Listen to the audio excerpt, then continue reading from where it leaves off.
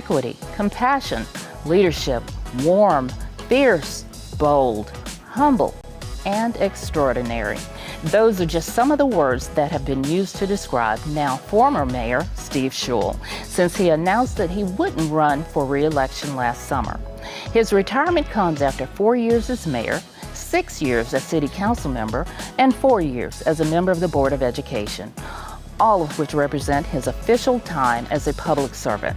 But his actual time spent in service to the Durham community spans decades. He may be stepping back, but his positive impacts are sure to be felt for generations to come. Welcome to City Life. I'm Beverly Thompson. Joining me to look back at his time in office and in service to our city is former Mayor Steve Schewel. Mayor, welcome, and thank you so much for joining me. Beverly, thank you. It's always great to be here on City Life, and I'm glad to be doing it again. All right. Well, thank you. Mayor, the outpouring of gratitude over the last 6 months for everything you've done has just been tremendous, I believe. And I just want to know, how has it affected you, to be on the receiving side of such gratitude? Well, it's felt really good. People say sometimes to me, it must be, to be mayor must be a thankless job, but it really isn't. People really appreciate it, and I hear from people all the time. People understand that public service is hard, and so it's felt really good. I felt like I've had a really good send-off, but this is just such a warm community, and it's really been, I have felt an outpouring of appreciation, and I've tried to return that. I just appreciate this community so much for giving me the privilege and honor of being able to serve. It's been an amazing opportunity for me. Well, on behalf of the community, thank you again. Yeah, sure. Well, I really gave this whole interview a lot of thought, and I thought, since he's retired, we better just keep it kind of relaxed and simple. Have you ever played word association games? Yes, I have. Okay, all right then. So I'm going to give you a word or a term, and I want you to comment on it and tell me about what it means to you and what you've achieved around that particular word. Okay? All right, sounds good. So let's start with racial justice. Okay. Well, racial justice always has to be at the top of our civic agenda. Everything we do, every action that we take, all of our actions as a city council, we try to look at that through a racial equity lens, and we have to continue to do that. We know that racial injustice is not a thing of the past. It's something that we still live with all the time.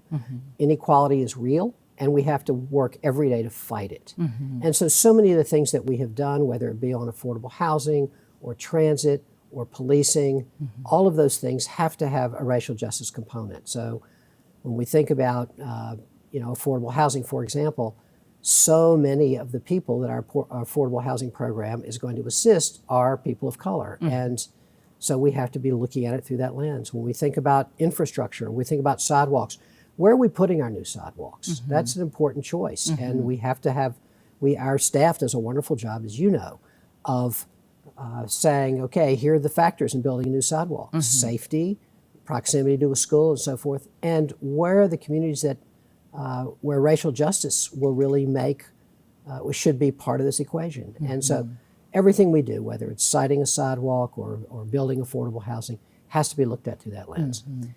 I'll say one more thing about it, which is we had, during my time as mayor, we had the terrible racist murder of George Floyd. And this awakened not just our community, but the nation, again, to the nature of racial injustice and how we have to continue to fight it. And one of the things that happened in Durham was we had massive and very vigorous demonstrations, righteous demonstrations for things that we all believe in here in Durham. But we're fortunate that there was a few windows broken with rocks, but they were nonviolent. Vastly so. And that has to do with the leadership of the demonstrators themselves, and it also has to do with how our police reacted. Our police supported those demonstrations. They were there in order to protect people's First Amendment rights to protest. And what we saw in so many cities around the country did not occur in Durham in terms of violence, and I'm really proud of that. But at the same time, the purposes of those demonstrations were absolutely right. We have to be building a more racially just society, and that continues to be the work of the City Council. I think you've laid a firm foundation for that, for us to continue moving in the right direction. Thank you. Next term, economic justice. Yeah. Well, of course, economic justice and racial justice are intimately entwined. When we think about the 20% of Durham's residents who aren't sharing in our current prosperity, most of them are people of color. And so these are inextricably woven together. One of the things about an affordable housing is if you have a good job at a good wage, there's a house in Durham that's affordable for you right now. But so many of our residents do not. So one of the things that we are doing now on the City Council, we kind of learned about this through the pandemic. Through the pandemic, Duke University pitched in, the county pitched in, the city pitched in, and we supported 250 of our businesses, the vast majority of them women-owned, the vast majority of them Black and brown-owned businesses, small businesses, to help them get through the pandemic with loans and grants, 250 businesses.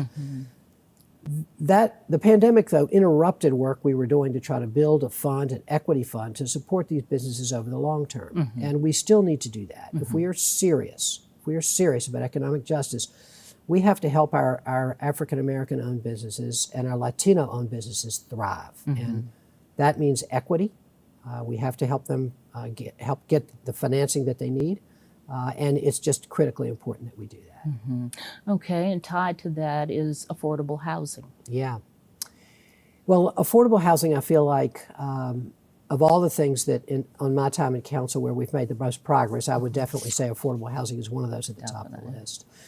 We passed a $95 million affordable housing bond, and that means, combined with other local money and federal money, we have $160 million over the next 5 years in order to keep housing in Durham permanently affordable and to add new affordable units.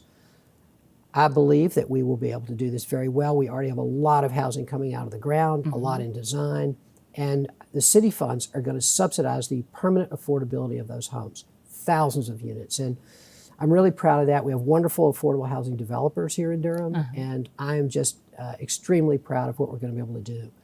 Part of it also is we're going to be able to deconcentrate poverty. Right now, our Durham Housing Authority communities, many of them it's concentrated poverty, people at the very low end of the income spectrum. We are going to be building mixed income communities on the Durham Housing Authority property. Those folks will live there, but they will also live there with people of other incomes. And this will create healthier communities for everybody. So I'm excited about it. I'm proud of it. I think it's something we're going to do really well, and we're already on the way to it. I mean, it's going to impact the city for generations. It is. I think it will. Yeah. What about public transportation? Yeah.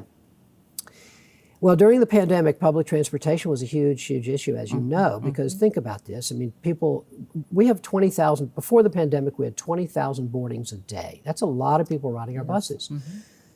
Then the pandemic hits, and people didn't know, the safety on the buses with people in relatively small spaces, and it was really hard. Our ridership dropped, but it's moved back up. I think we're up to about 16,000 boardings a day.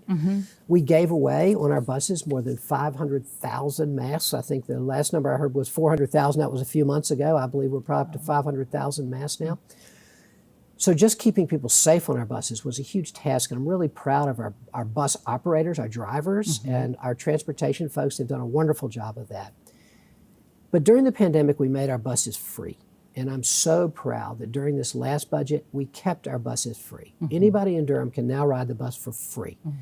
80% of the folks who ride our buses don't have access to a car. So this is a vital lifeline. Definitely. And again, I'm really proud of that council for taking that action. For work, for school, for Yep. leisure, Yep. you name it. That's awesome. Exactly. Yeah. And we've got more to do. We need to add routes. We need to continue to make the times that people wait less. We need to put more. We need a lot more bus shelters, but work's ongoing, and but we're going to do it. Let's talk about homelessness. Yeah. Well, I mentioned the people of the Durham Housing Authority, and the only people in terms of Durham, large groups of people in Durham that are below them on the economic scale, on the income scale, is people who are truly homeless. And I believe last year in the point in time count, we had about 130 people who were outside. We had several hundred in shelters on any given night. And this is a huge challenge We need to build more permanent supportive housing for people because a lot of these folks, not only they're homeless, but they're addicted or they're having mental health issues or both. They need the kind of permanent supports that will help keep them in housing. We're doing more of that. We're funding a lot of what's called rapid rehousing to get people out of homelessness quickly into permanent affordable housing. So we've now got a much more. One thing I'll say about affordable housing, I think it's changed. About homelessness, our work there, it's changed as much as I think anything else that I've seen in my 10 years on the council and as mayor. We have a much more coordinated system now, working with the county. We have street outreach. We work with landlords in a way that we haven't previously to try to get them to take formerly homeless people with disabilities who have vouchers into their apartments. So a lot of great coordinated work's going on. We got a long way to go. Okay. Community safety. What does that mean to you? Yeah. Well, we know that when we've analyzed, as you know, Beverly, 1 million 911 calls for a 3-year period. In coordination with RTI, the city did, and a group of other cities was part of this consortium. We analyzed 3 years worth of calls for Durham, about 1 million calls, and what we found is the vast majority of those calls have nothing to do with gun violence. And that's what I know from riding with young officers. I've ridden many times with young police officers on Saturday nights. What I see is this. Most of the calls are something like this. Someone has fallen over drunk in the street, and we're asked the police to respond, and we go to that call to try to figure out what's the matter. Someone is having a crisis in a mental health crisis in a group home. The police officer I was with were called to do that. A 3-year-old was found on the street, wandering around in the middle of the street by a resident. They called the police. We went, tried to find where the person lived, where the young kid lived, knocked on doors. None of this has anything to do with violent crime and fighting violent crime, which is what we need our officers to be able to spend their time doing. Right. What we want is the right response to 911 calls, the right response. And so I'm so proud of our city. We have one of the things you haven't asked me about is our city manager. Right. We have a wonderful new city manager. And I'm so proud of the council for hiring Wanda Page, who's worked in the city for many years in lots of leadership positions. She's now our city manager, and she proposed, and the council approved, a community safety department. And that starting out with 15 personnel, it'll need more. And what it'll do is we're beginning to provide other kinds of responses to 911 calls. A mental health responder, a peer support counselor, other kinds of people who can provide the right response to a mental health emergency or whatever the response needs to be. I believe we can lead the nation in this. I am firmly convinced that we can. We're working with a few other cities in the country that are a little bit out ahead of us, and I know we're going to do a great job on it. I think people need to hear, too, that the department is working in collaboration with the police department. Very Not closely. in opposition at Very all. closely. Some of the responses will need to be in one of the cities that we're working with is Denver, and they have what's called a co-response model. That a lot of times you can send if a gunshot goes off, you need a police officer to be there.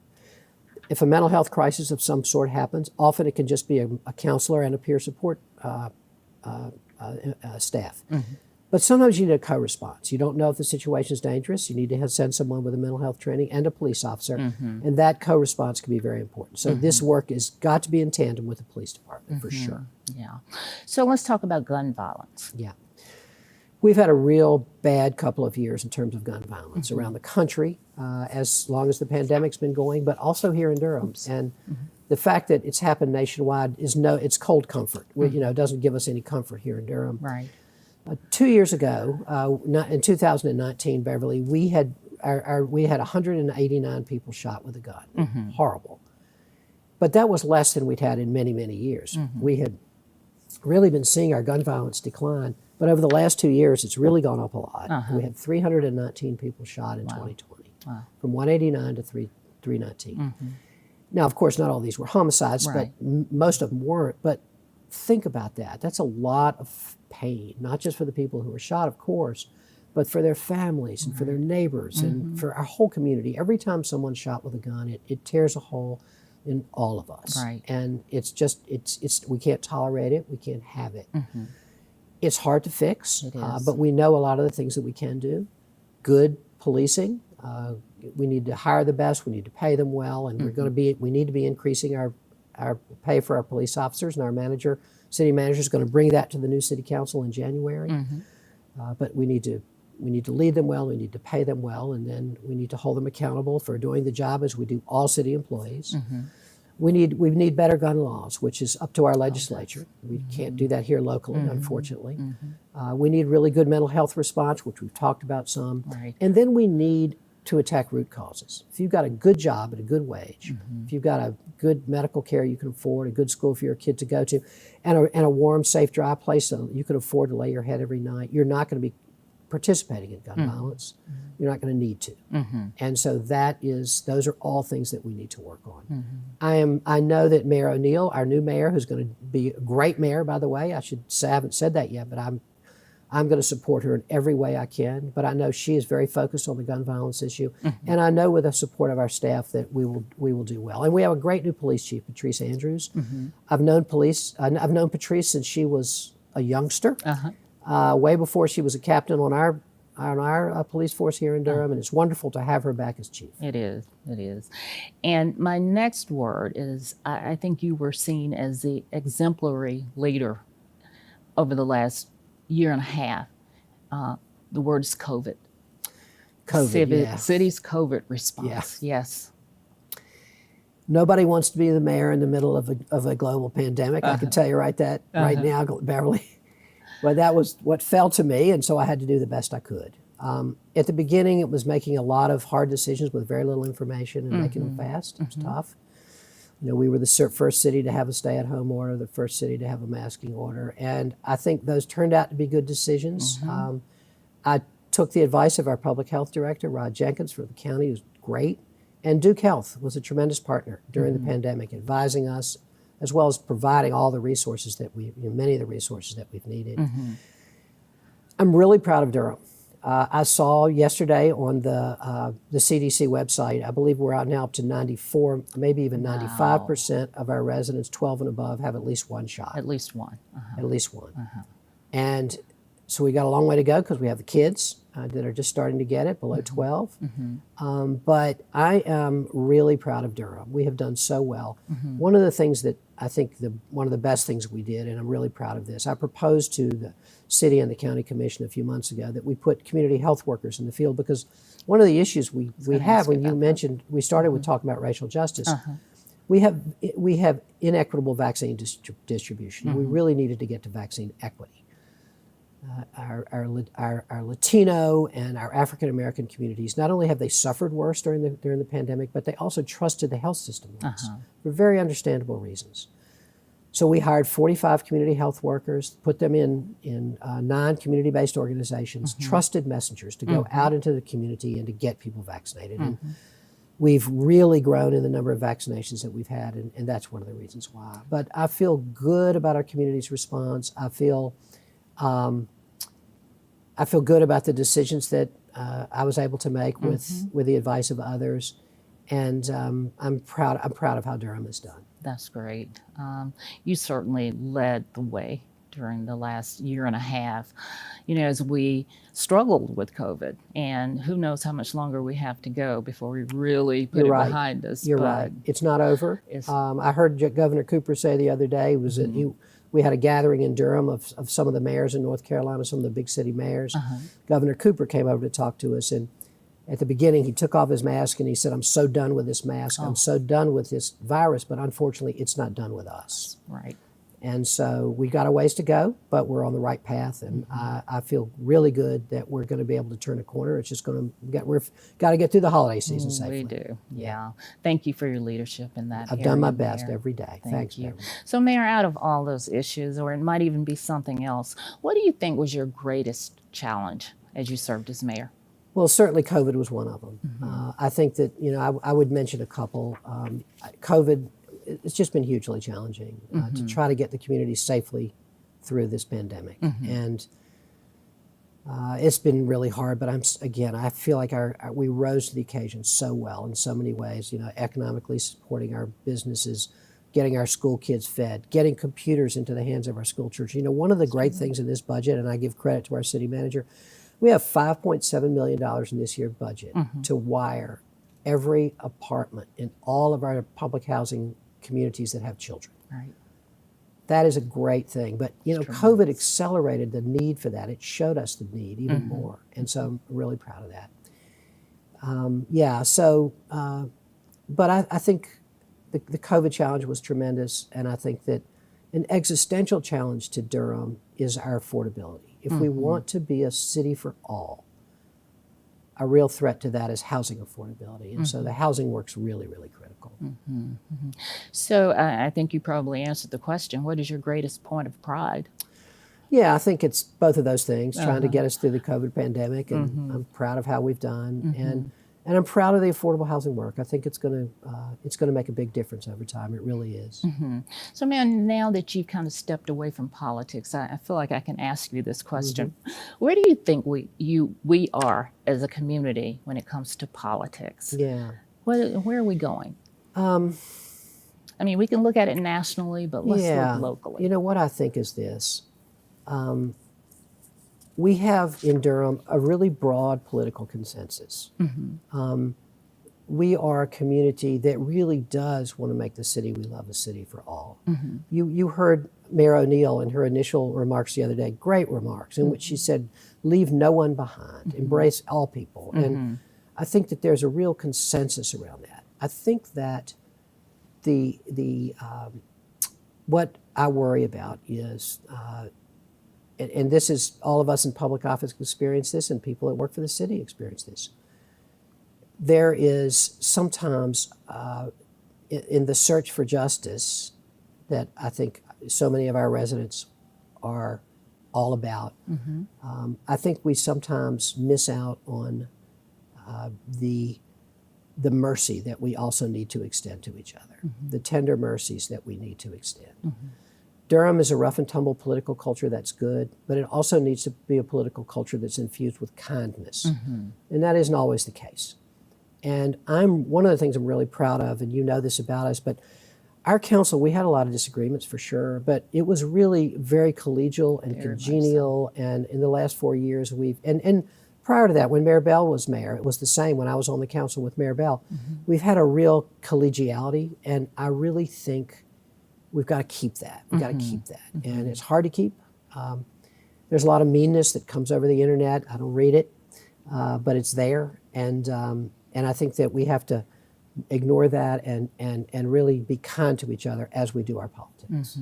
So, Mayor, what will you miss about being mayor? It's hard for me to stop calling you mayor, okay? But what will you miss about it? I'll miss you all. I'll miss the city staff. I'll miss you, Beverly. I'll miss the city manager and the deputies, the department heads, and all the people I've worked with. You know, there are 2,700 city employees, and I've just seen so many of them in so many different circumstances at work and talked to so many of them. I'll really miss that. The other thing I'll miss, frankly, is when you're mayor, you know, you're always in the room where it happens. Oh, definitely. And I'll miss that. You know, it's been great to be able to try to work with other people to influence our city for the good.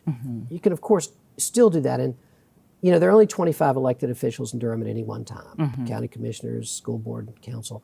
So all the other rest of us, including myself now, have to figure out how to make our city better from outside of government. And so, you know, I'm looking forward to doing that work. Okay. So if you could give Mayor Elaine O'Neill a piece of advice, what would you say? Yeah. What would you tell her? I'm sure you've probably already given it to her. Well, she and I have had a lot of talks, which is fabulous. Mayor O'Neill and I have had many discussions over the last month, and she, as I say, she's going to do a great job. She's eager to learn, and she's eager to get in there and do good things, and I have full confidence in her. So any advice I would give her, I just want to say, you know, she's going to do fine on her own. She doesn't need advice from me. But we've had wonderful talks about all the issues, and I've really appreciated her, the way she's attacking this. If I had one piece of advice, it would be this: trust the staff.